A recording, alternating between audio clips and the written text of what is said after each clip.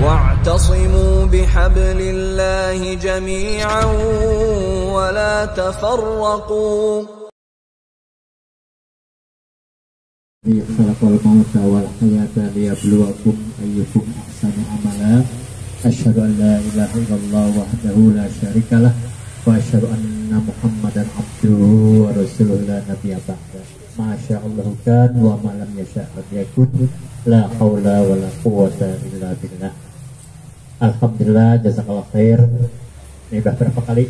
2 kali atau 3 kali nih? Ya. Alhamdulillah, Abun dari Bekasi ya sudah memberikan tausiah, walaupun khususnya untuk keluarga Sohibul Musibah, tetapi umumnya adalah buat kita semua, memberikan spirit untuk memperbaiki kehidupan kita ya, untuk menambah semangat kita dalam menabung pundi-pundi amal soleh. Para ikhwan sekalian, kehadiran para ikhwan dalam rangka takziah, dalam rangka menghibur, tentulah sesuatu yang sangat berharga ya, baik bagi keluarga, dan tadi seperti yang disampaikan oleh Naib, itu semua akan kembali kepada kita. Maka Rasulullah mengatakan, mamin mukmin yu'azzi akhahu bi musibatin, barang siapa di antara kalian orang-orang yang beriman yang menghibur saudaranya bi musibatin, ketika ditimpa sebuah musibah, termasuk pada saat ini keluarga besar Bapak Sunarto ditimpa musibah, diuji oleh Allah dengan dipanggilnya kepala keluarganya itu Bapak Sunarto. Maka Rasul menjanjikan, illa kasahullahu min khulalil karamati yaumal qiyamah.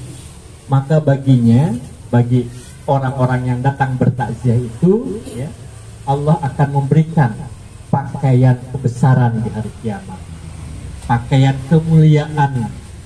Amin ya rabbal alamin. Insya Allah ketika kita melakukan dengan ikhlas, itu yang akan diberikan oleh Allah kepada kita. Jadi pakaian kebesaran, bukan pakaian kegedean ya. Oh, ini pakai baju apa tuh? Oh, saya pakai baju kebesaran nih, longgar gitu ya, badannya M, belinya XL gitu. Nah, bukan begitu ya. Jadi pakaian kemuliaan ya. Nah, kemudian dalam sabdanya yang lain Rasul mengatakan, man yu'azzi musoban, barang siapa yang menghibur kepada yang sedang ditimpa musibah, falahu mithlu ajrun, maka baginya, bagi orang yang datang bertakziah itu akan diberikan pahala yang semisal pahala yang diterima oleh keluarga yang ditinggal. Nah, keluarga Sohibul Musibah ketika sabar, nah tadi sudah dibahas sedikit tentang sabar ya. Salah satu pahala yang tidak ada putusnya adalah pahala sabar. Nah, ketika Sohibul Musibah itu sabar, wa basyiris sabirin alladzina idza asabathum musibatun qalu inna lillahi wa inna ilaihi raji'un. Pahala sabar itu pahala yang tidak putus-putusnya. Nah, maka bagi orang yang datang bertakziah akan mendapatkan pahala yang tidak terputus ya, ketika kita hadir dalam takziah menghibur saudara kita. Nah, itu buat kita yang hadir ya. Nah, kemudian buat keluarga, ini hadir semua Mas Dwi ya, Mas Dwi ada ya. Oh, kecuali atuh ya, yang lain ada semua ya. Nah, saya mungkin sekedar mengingatkan kembali ya, seperti yang ditanyakan oleh seorang sahabat kepada Rasulullah. Ya Rasulullah, apa yang bisa saya lakukan untuk berbakti kepada orang tua ketika orang tua kita sudah tidak ada? Ketika sakit kemarin saya masih bisa mengurusnya, demikian pula dengan anak-anak Pak Narto ya, dan ibu ya, Ibu Narto ada ya, Ibu Soeharti ya. Ketika bapak sakit, wah ibu luar biasa, bahkan nggak pulang-pulang di rumah sakit ya, menunggui. Nah, sekarang ketika bapak nggak ada, apa sih yang bisa dilakukan? Pertanyaan sahabat tadi dijawab oleh Rasulullah. Satu, mendoakan. Sudah populer betul ya, doa yang kita hafalkan sejak di PAUD dulu ya. Allahumma firli wali walidayya warhamhuma kama rabbayani shaghira. Yang kedua, menyambungkan tali silaturahim dengan keluarga bapak. Nah, bapak masih punya adik ya? Ada kakak? Enggak ya, ada adik ya, ada mungkin ponakan-ponakan ya dan yang lainnya. Ini jangan terputus. Kan ada yang di Jogja juga ya. Nah, sambungkan terus tali silaturahim walaupun bapak udah nggak ada. Dengan cara kita menyambungkan tali silaturahim itu berarti kita masih berbakti terus kepada orang tua kita. Itu yang kedua. Nah, yang ketiga ini kadang-kadang berat ini ya. Melanjutkan kebiasaan baik orang tua kita. Kita paham betul lah ya dengan Pak Narto ya. Rumah ini mungkin menjadi saksi sekian tahun lamanya dijadikan markas Riasah 3 ya. Sebelum pada akhirnya dipindahkan ke Masjid Ubin Taqwa. Setiap malam Selasa ya, taklim selalu diadakan di sini. Pak Narto juga orang yang begitu konsen pada pendidikan, bahkan termasuk yang mempelopori berdirinya Tahfidz Al-Quds ya namanya ya di Ubin Taqwa yang santrinya lebih dari 100 orang saat ini. Beliau yang membidani itu. Bagaimana di Lampung ketika Imam Allahyarham Muhyiddin Hamidi ya, mencita-citakan sebuah pesantren yang santrinya juga bisa kuliah keluar ya. Pak Narto termasuk salah satu yang ikut membidani di dalamnya. Taklim Riasah hadir. Taklimnya Pak Narto itu tidak pernah absen kecuali memang ada tugas yang harus pergi.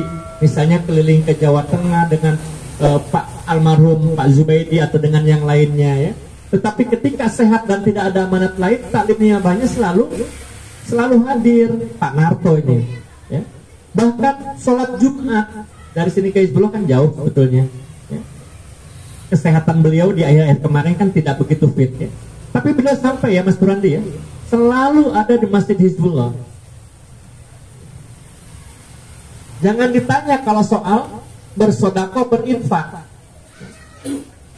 Sejak ya beberapa tahun yang lampau ke belakang ya, bahkan Pak Narto termasuk salah satu orang yang mungkin jadi andalan di Niabah ya, bahkan pernah menjadi Amir Mal Niabah. Nah sekarang apa yang harus kita lakukan? Maka Mas Dwi, Mas Habibi ditinggal di Cilengsi ya, tetap nyambung di Cilengsi. Nah, Mas Dwi, Mbak Ika dan Om Satun serta Mas siapa Bulah ya. Nah, ini nyambung ke Niabah ya. Taklim riasahnya nyambung. Malam Senin sekarang ya digeser. Dipindah malam Senin, maka malam Senin diharapkan bisa hadir di Ubin Taqwa. Demikian Ikhwan Riasah 3 yang lain ini ya, ikut meramaikan. Nah, Ibu Narto, Ibu Suhardi, taklimnya muslimat hari apa Bu ya? Taklim muslimat Bu. Kedengeran nggak ya suara saya ya? Hari apa taklim muslimat itu? Hari Jumat ya Bu ya? Nah, kalau kita sayang sama Bapak, lanjutkan kebiasaan Bapak berkorban, mengorbankan dirinya untuk ibadah kepada Allah ya, hadir di taklim-taklim. Nah, maka Ibu, Mas Bibi, Mas Dwi, Mbak Ika, jangan tinggalkan taklim ya. Jadi sekarang kita punya kewajiban. Kenapa? Ya. Kalau ditanya mungkin anaknya satu-satu, Mas sayang sama Bapak, tidak akan pasti ya, tidak akan menjawab tidak ya. Pasti sayang. Tapi kan Bapak udah nggak ada, apa yang bisa dilakukan? Saya bisa mendoakan, itu baru satu ya. Saya bisa bersilaturahim, itu baru dua. Yang ketiga apa? Lanjutkan kebiasaan baik Pak Narto. Nah ya. Karena semua kita kan akan pulang. Innalillahi wa inna ilaihi raji'un. Kita ini dari Allah dan akan kembali, akan pulang kepada Allah. Kalau orang pulang itu kan bisa senang ya. Senang. Taklim aja paling senang kalau dengar apa? Subhanaka kan gitu ya. Begitu Subhanaka, alhamdulillah ya. Ada semangat lagi. Tadinya udah ngantuk-ngantuk, nyender gitu kan. Anak sekolah sama. Saya sehari-hari di sekolah. Begitu dokter bel pulang, wih seneng kan. Padahal pagi-pagi datang berangkat dari rumah ke sekolah mau belajar. Tapi yang senang bukan belajarnya, dengar bel pulangnya itu yang senang. Ya. Nah, bagaimana ketika kita akan pulang kembali kepada Allah? Ya, tadi sudah disampaikan ya, pulang kita dalam keadaan senang kita menghadap kepada Allah. Ya. Nggak ada orang pulang sedih kan? Habis umroh 9 hari, 12 hari, saatnya pulang ke tanah air, senang nggak? Senang. Mas Purwandi setelah 2 bulan Maisha di Jakarta, saatnya pulang, senang nggak Mas Pur? Senang, hanya nggak mungkin nggak senang ya. Bahkan Mas Robani, mana Mas Robani ya, saking senangnya pulang melulu ya. Besok mau Id, ayo saya izin ya pulang. Kenapa? Memang pulang itu menyenangkan ya. Nah, bagaimana kita kembali kepada Allah, pulang kepada Allah juga dengan menyenangkan ya. Nah, yang terakhir, waktu juga pesan Imam kepada Amir kemarin ya, kepada Rais. Pesannya begini, disampaikan ke saya. Tolong, ini Mas Bibi ya, nanti saya mengkoordinir di keluarga. Diselesaikan segera masalah waris gitu ya. Pesan Imam nih ke Amir, nyampainya nggak ke saya karena nggak ketemu ya. Kadang-kadang kita suka salah tafsir. Kuburan masih merah kok udah ribut masalah waris gitu. Kita bukan mau ribut ya. Mau menyelesaikan hukum warisnya ya, dan tidak usah ribut gitu kan. Nah, maka Imam kemarin menyampaikan berpesan ya, tolong nanti apa kalimatnya, dampingi ya, dampingi keluarga ketika akan menyelesaikan masalah waris ya. Nah, sekarang kan di tiap niaba ada yang namanya latif. Bekasi juga ada 3 ya. Latif itu lembaga tetap istimbat dan fatwa ya. Tiap niabah ada, tiap wilayah juga ada. Nah, di tiap niabah itu ada 3 personilnya. 1 amir latifnya, 2 katibnya atau sekretarisnya, 3 anggotanya.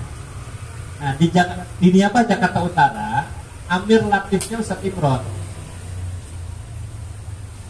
Yang 2 katibnya Haji Supriyatna Desa 5, anggotanya Haji Robi. Nah, ini sebetulnya kan sudah ada di tiap niabah sebelum lembaga seperti ini ya. Kalau kita ada masalah perceraian, pernikahan, bagi waris dan seterusnya ya, selalulah kita laksanakan melibatkan Ustadz Imron, Naib dan yang lainnya, biasanya bertiga dan berdua kan.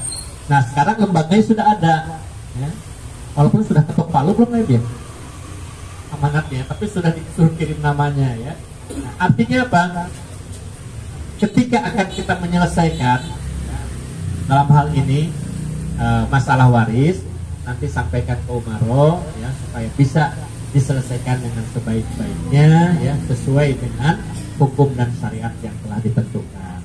Nah, dengan selesainya masalah waris, berarti kan almarhum di sana sudah tenang gitu kan, karena salah satu urusannya yang ditinggal beliau adalah warisan. Tidak boleh warisan ini menjadikan, misalnya ya, dan sering banyak terjadi pada keluarga orang lain, menjadi sumber masalah yang akibatnya kakak dengan adik tidak akur, ya bahkan kadang dengan orang tua yang masih hidup pun menjadi timbul masalah gara-gara waris. Nah, oleh karena itu ya, silahkan nanti kapan mungkin kumpulkan keluarganya ya, diinformasikan kepada Umaro dan diselesaikan dengan sebaik-baiknya. Itu saja mungkin sebagai tambahan khususnya kepada keluarga. Yang jelas kami sangat mengharapkan seluruh zuriat dari Bapak Sunarto ini lebih rekat dan lebih nyambung lagi di dalam hidup berjamaah ini ya. Jangan semakin menjauh ya, karena tidak adanya Bapak. Banyak kasus yang terjadi ya, begitu orang tua tidak ada lagi anaknya yang nyambung. Nah, ini jangan sampai terjadi seperti itu. Baik, itu saja yang kami sampaikan. Mohon maaf bila ada kekurangan, dan pasti ada kekurangan. Kami beristighfar pula kepada Allah karena mungkin saja di dalamnya terjadi dan terdapat kesalahan. Billahi taufiq wal hidayah. Wassalamualaikum warahmatullahi wabarakatuh. Waalaikumsalam warahmatullahi. Jangan ada iri-iri ya. Kan selama ini banyak orang, saya lihat orang iri gitu. Kata tukang ojek enak banget orang kerja kantor surga dan neraka.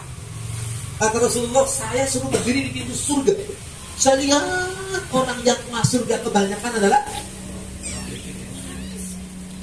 tapi bukan berarti orang kaya nggak masuk surga, belakangan bawahnya banyak. Bagasinya